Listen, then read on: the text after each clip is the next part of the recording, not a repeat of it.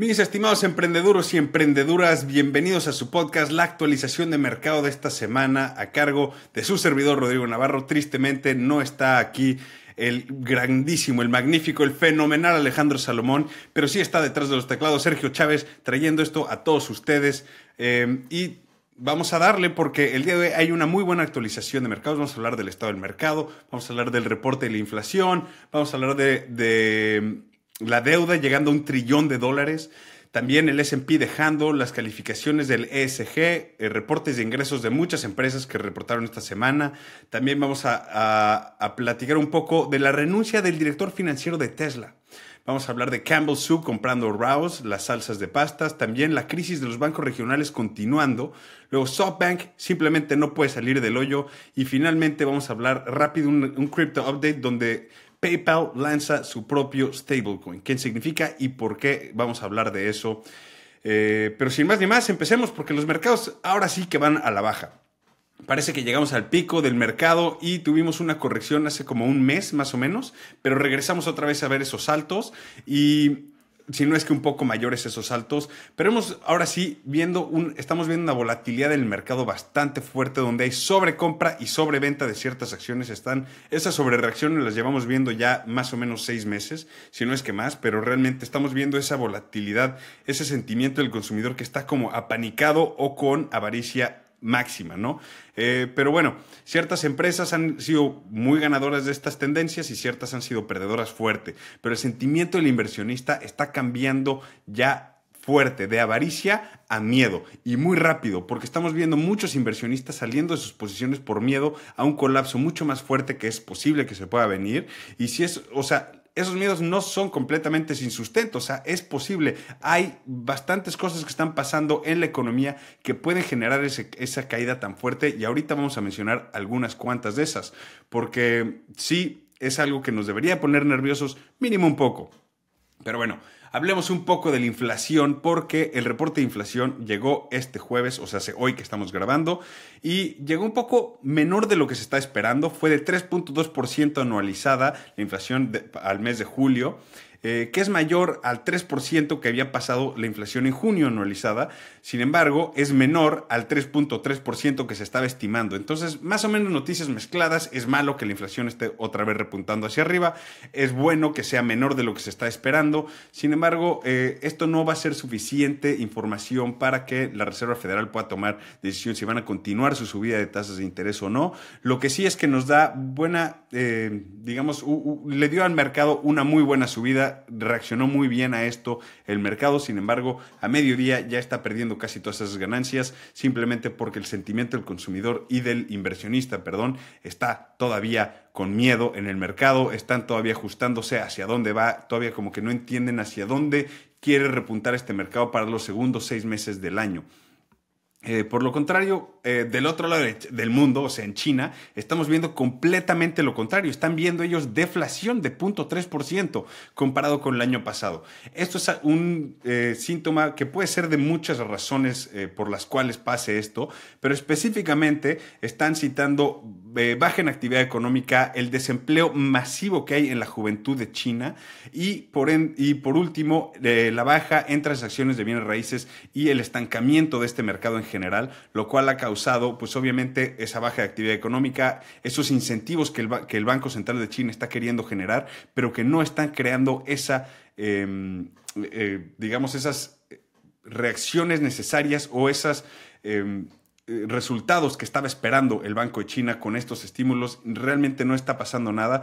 El mercado en China está con miedo y sus exportaciones también van a la baja. Entonces, en todos los sentidos, el mercado en China está con un poco más de miedo y eso está generando más miedo al resto del mundo porque estábamos esperando que ese resurgimiento de China fuera a beneficiar al resto del mundo también.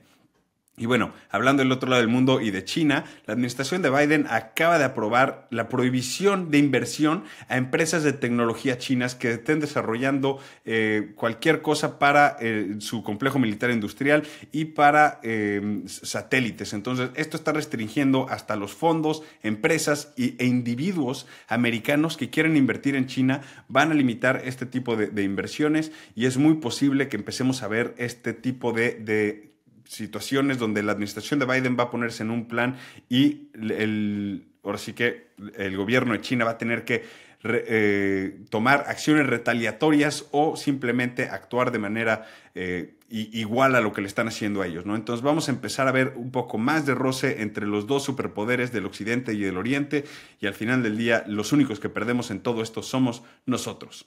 Pero bueno, de ahí pasemos a el por qué es importante que la deuda de crédito de tarjetas de crédito, perdón, llegó a $1 trillón, o sea, hace 1 millón de millones de dólares. Esto es obviamente un alto histórico para Estados Unidos y es la deuda con las tasas más altas que hay.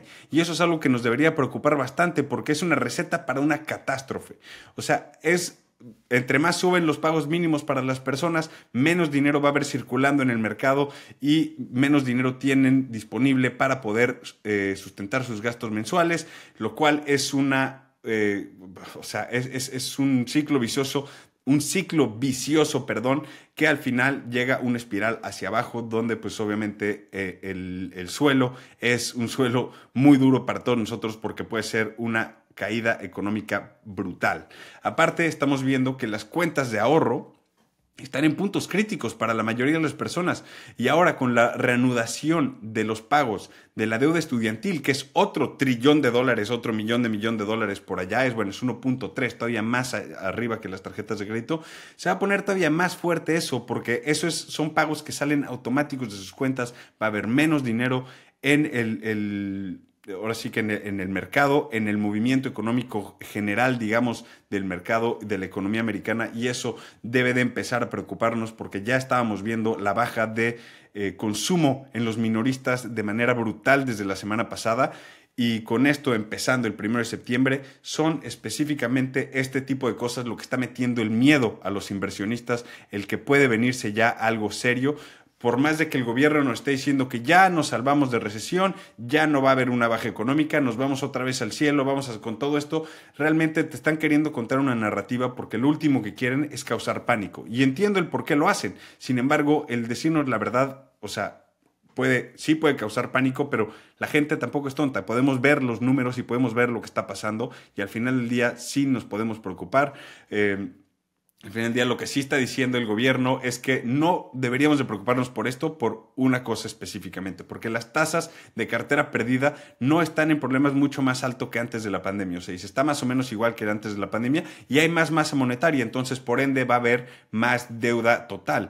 Y eso tiene un poco de sentido, sin embargo, las tarjetas de crédito con esas tasas tan altas son las que están, la gente que no las puede pagar y tiene sus balances tan altos, son la gente que no tiene esos ahorros y que no recibió todo ese incremento de masa monetaria. Ese incremento de masa monetaria se fue a muy pocas manos y al final del día, aunque sí haya más dinero en el sistema, no se está circulando y ese es el problema que podemos enfrentarnos todos.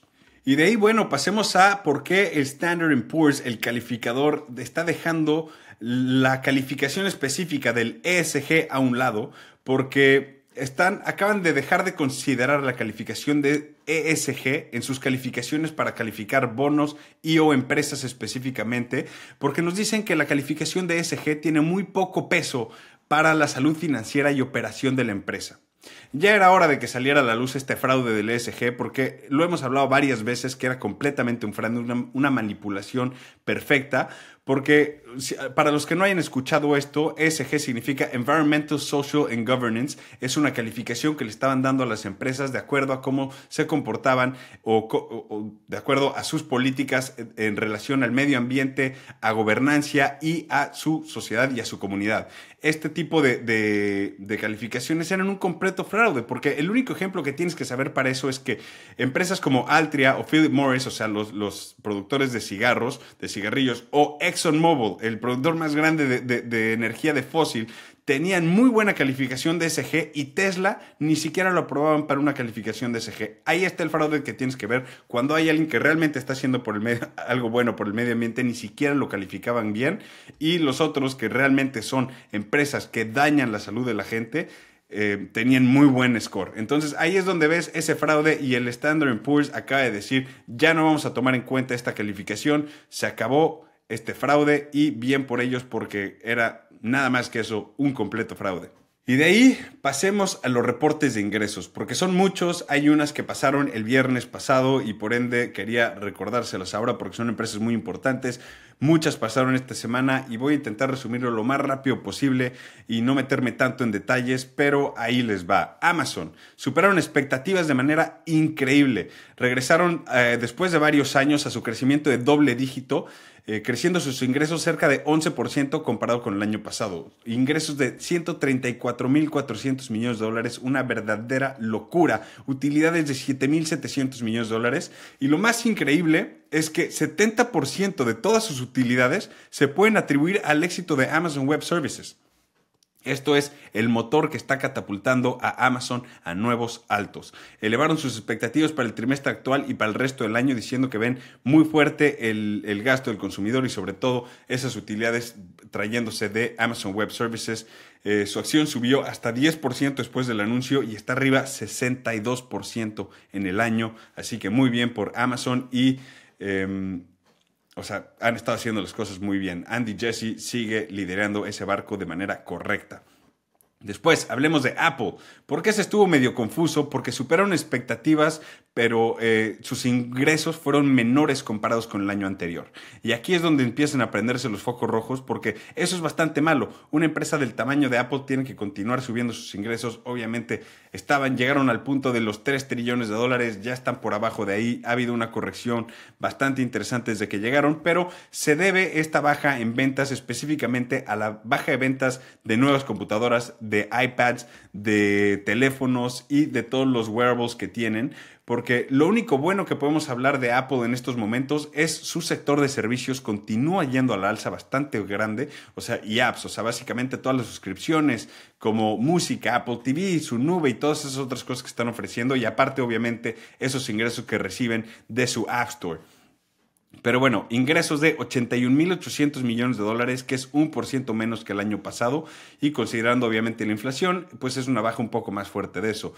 Tuvieron utilidades de 22.900 millones de dólares, y lo cual es casi exacto a lo que fue el año pasado, y sus acciones llevaban una mega subida en lo que iba del año. Están casi arriba 42% en el año, pero en lo que va desde esta semana pasada, desde que anunciaron su reporte, están abajo casi 8%, lo cual para un monstruo del tamaño de Apple es una bestialidad y sigue siendo un monstruo. No me preocupa mucho. Ajustaron expectativas un poco a la baja para el resto del año y por ende el mercado pues lo sigue castigando un poco. Y de ahí pasemos a Beyond Meat, porque esto sí que una catástrofe completa. Reportaron menores ingresos de lo que se estaba esperando. Con todo y una baja de precios, no han vendido más. Sus ventas directas al consumidor están abajo 34% comparadas al año anterior y sus ventas a minoristas están abajo 44% comparadas al año anterior. Dijeron que todavía no van a ser rentables, que ya habían prometido que este año ya iban a llegar a la rentabilidad y no están viendo camino claro a la rentabilidad. Esto después de mucho tiempo intentando llegar a esos puntos, redujeron sus expectativas de ingresos para el resto del año y digamos que no hubo absolutamente nada bueno que hablar en el reporte de ingresos de Beyond Meat. Antes del reporte estaban arriba casi 24% en el año, pero inmediatamente después del reporte cayeron 20% y están muy cerca de donde arrancaron el año. Después hablamos de Palantir, porque esta honestamente me sorprendió muchísimo, porque superaron expectativas en ingresos y en utilidades por mucho más de lo que se está esperando. Ingresos 13% comparados al año, mayores comparados al año pasado, con ingresos de 533 millones en el trimestre y utilidades de 28 millones, que cuando los comparas con el año pasado, con una pérdida de 179 millones, es una brecha gigante lo que acaban de mejorar. Sus márgenes están mejorándose, su adquisición de nuevos clientes está bajando de costo, están haciendo las cosas muy bien y continúan creciendo. Elevaron sus expectativas para el resto del año y dijeron que aprobaron la primera recompra de acciones de hasta $1,000 millones en su reporte. Al final continúan creciendo y aún así los inversionistas los castigaron fuerte. Estaban abajo hasta 21% en la semana, aunque aún así están arriba 134% en el año. Así que no me voy a preocupar tanto por ellos. Sin embargo, pasemos de ahí a Disney, porque Disney fue otro que está medio mezclado. Un día antes del reporte de ingresos anunciaron una nueva apuesta, literalmente, con una sociedad de ESPN con Penn Entertainment, quienes manejan apuestas digitales en más de 16 estados en Estados Unidos. Fue excelente para Penn y le promete a Disney ingresos de $1.500 millones y otros $500 millones en acciones en los siguientes 10 años como mínimo. Entonces eso es bastante bueno para ellos. Sin embargo, al reportar ingreso, fallaron en ingresos netos, vieron una baja en usuarios de sus sistemas de streaming, pero superaron expectativas en utilidades gracias a una sola cosa, y eso es a los ingresos de sus parques, hoteles y cruceros, o sea, experiencias, que es donde sabemos, hemos estado hablando bastante de esto, es donde la gente está gastando su dinero últimamente. Tuvieron ingresos de $22.330 millones, que son $200 millones menos de lo que se está esperando, y una pérdida neta por un costo de $2.650 millones por costos de licencias y de recorte de producciones que están abandonando, todo gracias a la huelga de los escritores y actores que les está afectando de manera muy fuerte. Se ve complicado para Disney, pero confiemos en Bob Iger porque está muy enfocado en darle la vuelta y va a ser el estudio un poco más ligero de lo que estaba anticipándose antes para poder mejorar sus márgenes. En fin, su acción subió hasta 5% después del reporte. Están básicamente planos en lo que va del año. Ya perdieron casi toda esa ganancia que tuvieron los primeros meses del año. Y de ahí pasemos a AMC. Los cines, porque increíblemente superaron expectativas con ingresos de $1.350 millones en ingresos gracias a obviamente los éxitos del trimestre pasado, pero siguen en problemas porque presentaron una utilidad, aunque fue mínima, pero presentaron una utilidad, así que eso ya es alentador, de $8.6 millones, o sea, bastante pequeña, pero... O sea, y sobre todo cuando comparas con ingresos de 1.350 millones, ¿no?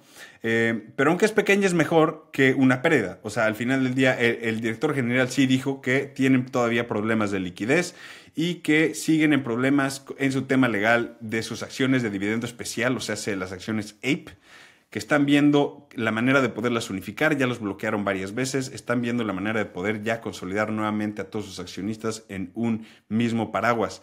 Pero me imagino que irán mejor en este trimestre simplemente gracias a Barbenheimer. O sea, vemos que los cines siguen llenos en todo Estados Unidos y obviamente en el mundo, pero estamos hablando de AMC específicamente.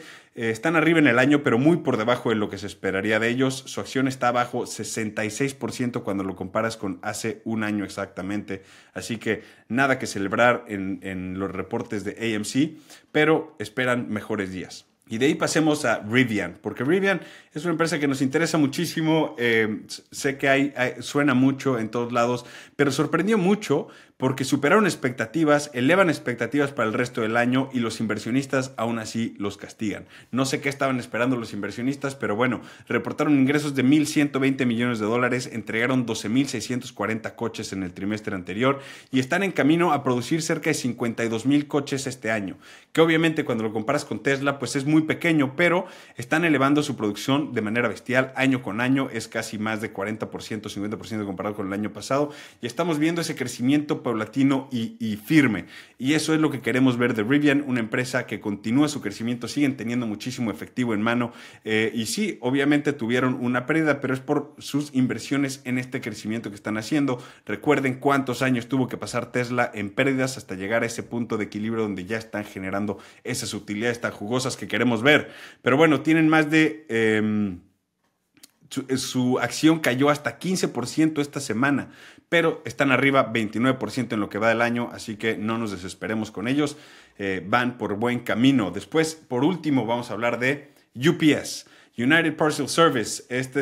Era de esperarse, obviamente, que, pues obviamente, con todo el que pudieron evadir la catástrofe de una huelga general de su empresa, muchos de sus clientes obviamente se prepararon y cambiaron de proveedor de logística antes de que eso pudiera pasar, porque obviamente lo último que quieres tú como negocio es perder todo tu sistema de logística porque alguien no puede controlar a sus empleados o se le van en huelga. O sea, simplemente tú no tienes nada que ver con eso y te sales y buscas otro proveedor. Entonces, gracias a eso, vieron una baja fuerte de clientes y reportaron ingresos de $22.060 millones, que fue más de $1,000 millones menos de lo que se estaba esperando. Entonces, obviamente, es bastante difícil, aunque sus utilidades fueron mayor de lo que se estimaba, pero es un rayo de luz en un reporte muy nublado, porque redujeron sus expectativas para el resto del año por la misma razón.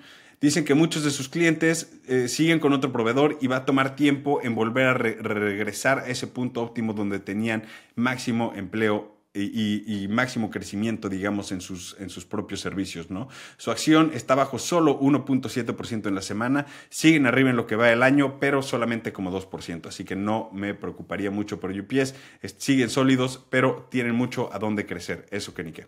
Y bueno, renuncia el director financiero de Tesla. Hubo muchísima especulación sobre esto esta semana, pero así es, Zachary Kirkhorn se va de su posición y realmente hablemos de solo lo que se sabe, lo que es real, porque se va por razones personales, según esto, no un pleito con Elon. Suena razonable porque es uno de los partidarios más vocales de Elon en toda la historia, lleva 13 años en la empresa y Tesla está en su mejor momento, así que no hay indicación de problemas en la empresa, o sea, están arriba más de 100% en el año, no hay ninguna indicación del por qué se tiene que ir. Su director de contabilidad, Vaibhav Taneja, se queda, al menos por ahora, en esa posición hasta que puedan encontrar un reemplazo correcto para director financiero de Tesla, que es un trabajo bastante fuerte. Después, hablemos de esto, Tesla sigue operando y expandiendo con o sin Zachary, entonces no nos debería preocupar nada de Tesla, o sea, los inversionistas sí lo castigaron, pero Zachary se va a quedar en la empresa y lo dijo hasta finales de año, ayudar con la transición hasta que alguien más pueda realmente tomar las riendas. No es un renuncio y me voy, no es nada parecido y ha habido mucha especulación alrededor de esto y obviamente es porque a la gente simplemente le encanta hablar mal de Elon Musk. Pero es lo que es. Las especulaciones o problemas que están mencionando tampoco están sin bases. La falta de procesos de sucesión en los altos mandos es algo serio que Tesla tiene que empezar a considerar mucho más, con mucha más atención. También la falla de comunicación abierta sobre estos sucesos. Lo intentaron esconder hasta que ya alguien voló el silbato y fue de hey, algo está pasando aquí. Y por último, la incertidumbre en la cual deja la empresa. Entiendo, si hay incertidumbre, pero Zachary ya dijo, me voy a quedar hasta fin de año, voy a encargarme del proceso de sucesión, no debe de haber tantas alarmas sonando, pero obviamente al tratarse de una empresa de Elon Musk, como decía, ha recibido ya demasiados ataques que seguramente es pura especulación y demás, pero lo único que nos queda es agradecerle a Zachary, desearle la mejor suerte y gracias por esos 13 años y ayudar a Elon Musk a crecer a estos niveles y a Tesla mismo, porque pues al final del día, partidarios o no, están haciendo un bien para todos. Pero bueno, de ahí pasemos a Campbell's comprando Rao's. ¿Por qué? ¿Qué está pasando? El gigante de la comida enlatada anunció esta semana que va a comprar Sotos Brands, los dueños de las salsas de pasta Rao's, por más de 2.700 millones de dólares. Y si no las has probado, hazte un favor y ve a buscarlas porque son buenísimas. Honestamente, o sea, no es anuncio de Rao's, pero a mí en lo personal me encantan, así que si no las has probado, hazte ese favorcito. ¿Y por qué están haciendo esto? Campbell's ya es dueño de otras marcas de salsa, de pasta específicamente, llamada Prego, pero estas son completamente distintos mercados. Prego es por lo general la más barata y Rao's es de la más cara en los estantes de los supermercados. Entonces Campbell's está diversificando su portafolio. Simplemente se están queriendo empezar a volver un estilo Unilever, Procter & Gamble. Están queriendo monopolizar ciertos mercados completos, dándote la ilusión de opciones al ellos ser dueños de casi todas. Entonces eso es parte de la estrategia de Campbell's y le está funcionando muy bien. Pero al final no parece como un complemento de marcas ni demás, pero Campbell's quiere incrementar esa posición en el mercado, incrementar esas ventas, aunque sea por compras de otras empresas. Lo hemos hablado ya muchas veces.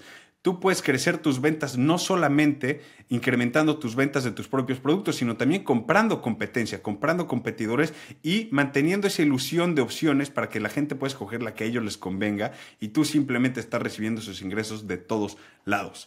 Entonces, aparte, Campbell's no es la primera vez que hace esto.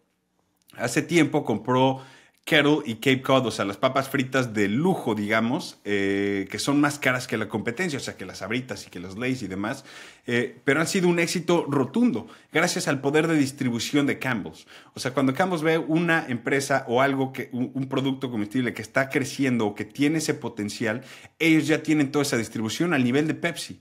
¿Por qué no van a comprar eso y meterlo en todos los supermercados que ellos ya tienen distribución y simplemente ahorrarse esa logística e incrementar esos márgenes en todos estos nuevos productos? Así que sí, el precio que pagaron es un premium de 27% sobre el cierre de de Sotos Brands al día antes de que lo anunciaron, pero es parte de los negocios, ¿no? Siempre lo hemos dicho, cuando compras una empresa, sobre todo una empresa pública, siempre es un premium. O sea, es muy difícil que lo compres al precio al que está en el mercado en ese momento. Así que es parte de, y pues ni hablar. Y de ahí pasemos a la crisis de los bancos regionales, continuando, porque esto es algo que realmente debemos de poner un poco más de atención. Ya nos habían dicho, nos salvamos, ya no hay crisis, ya no hay recesión, no hay nada, pero esto nos está enseñando las razones por las cuales todavía tenemos que tener mucho cuidado con los bancos y sobre todo los bancos regionales. El martes, Moody's, el otro calificador de empresas, redujo la calificación de 10 bancos regionales en Estados Unidos, citando el ambiente crediticio incierto, las malas posiciones en las deudas las malas posiciones en las deudas de bienes raíces comerciales que tienen y sus bajos depósitos por el miedo al colapso de parte de sus clientes. Ese miedo no se ha disipado y muchos de estos bancos vieron ese flujo salir y no han regresado. Es una trifecta perfecta que obviamente empezó con el problema, o sea, que es lo que empezó todo este problema, pero no se ha disipado con todo y todas las acciones que ha tomado el gobierno federal para tranquilizar a la gente, para poder calmarlos en ciertas maneras, pero al final del día lo que sigue siendo bien incierto es el mercado de bienes raíces comerciales y todos esos préstamos que tienen estos bancos no han podido deshacerse de ellos, siguen estando atados a estos y son los préstamos que hemos estado hablando que se tienen que refinanciar en los siguientes 14 meses ahora.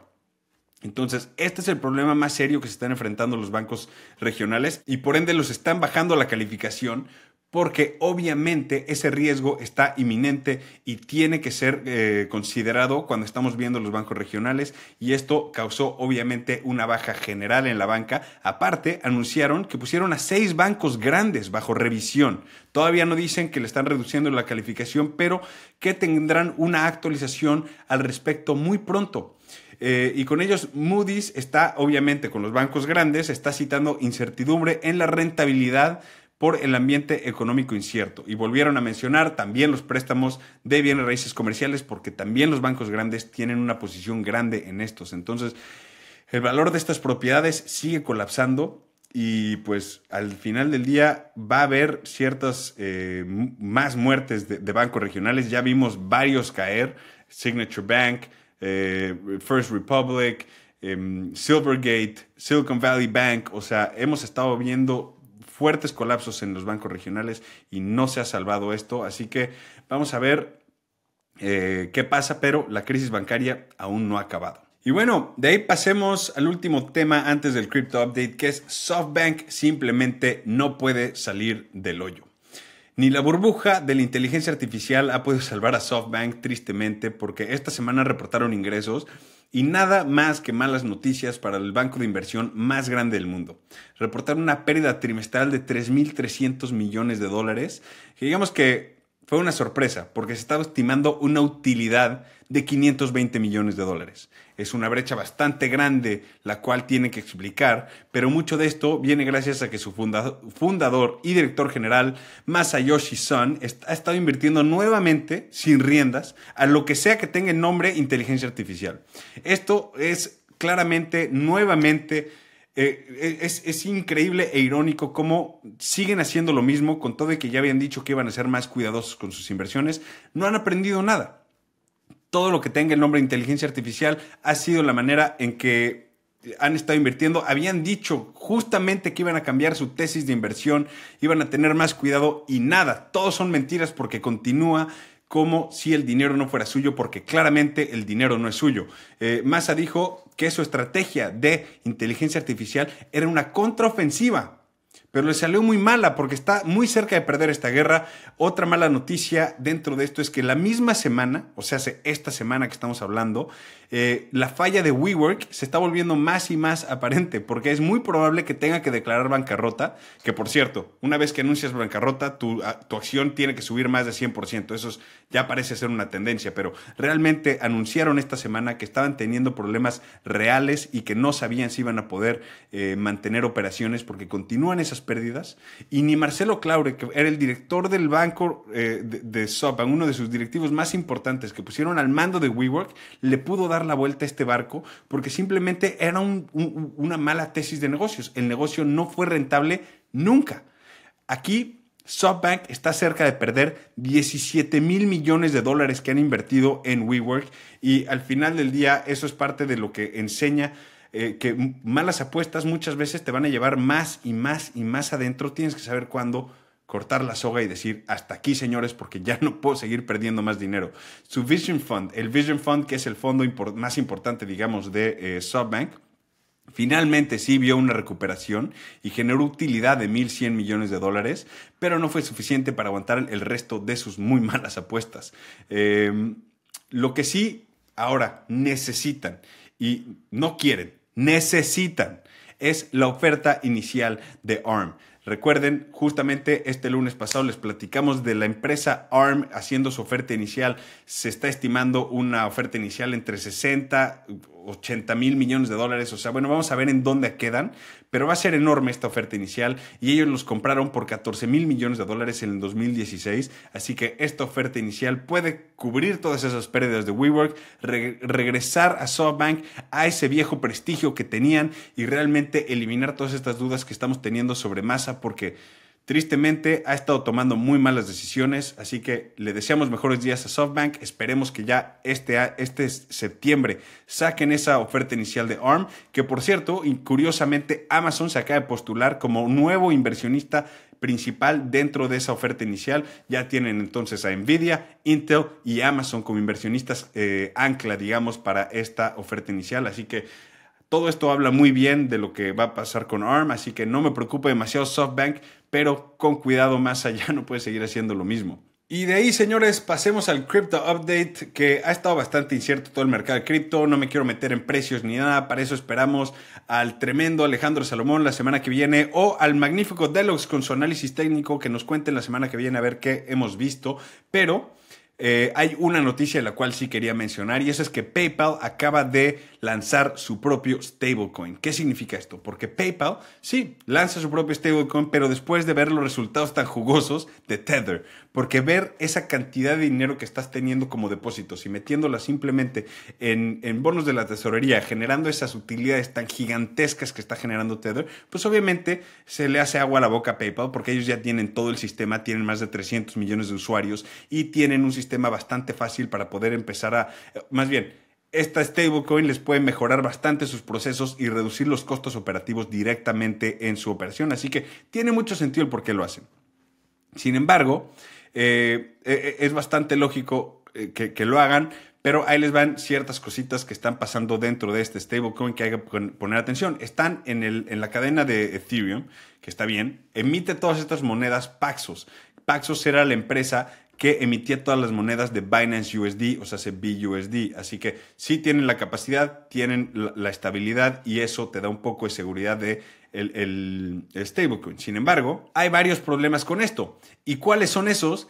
Que el código está hecho con una versión súper vieja de Solidity. Eso, para empezar, ya es una mala idea. No han actualizado el código de este mismo stablecoin, y eso nos trae bastantes fallas internas que pueden ser vulnerables al sistema de criptomonedas.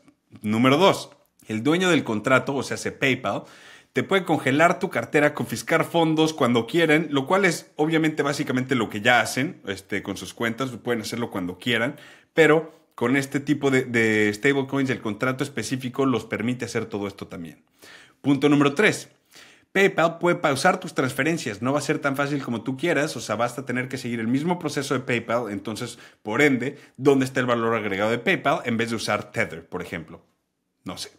Después ahí también deja que PayPal emita la cantidad de monedas que quieran sin ninguna restricción. Así que tendríamos que ver su contrato con Paxos o con los reguladores, cómo van a tener que manejar su tesorería y cómo van a tener que mantener esos depósitos, porque ahí es donde se viene lo interesante, y eso es lo que la gente tanto se estaba quejando de Tether, y por ende Tether ha estado sacando sus reportes trimestrales para enseñar a la gente que es una empresa seria y que están ahí para quedarse. Pero bueno, todo suena muy bien aquí. Va a agilizar las transacciones dentro de PayPal, pero no hay nada diferente a lo que ellos hacen. O sea, se vuelve más eficiente para ellos, pero para ti como usuario no hay ningún valor agregado. Explícame por qué tendrías tu dinero en PayPal USD y no en USD dentro de PayPal, simplemente en dólares. ¿Cuál es la diferencia? Ninguna, absolutamente ninguna. Así que entiendo que lo hagan por su operación, para sacar la noticia, pero no hay nada nuevo aquí. Así que vamos a ver qué también les va. Yo no veo nada de qué emocionarme. Y con eso, señores, los voy a dejar. Extrañamos una vez más al grandísimo Alejandro Salomón. Yo soy su servidor Rodrigo Navarro. Detrás de los teclados está el grandísimo Sergio Chávez. Extrañamos también a Deluxe y juntos somos los emprendeduros. Cuídense mucho. Nos vemos la semana que viene. Gracias por estar por acá. Saludos.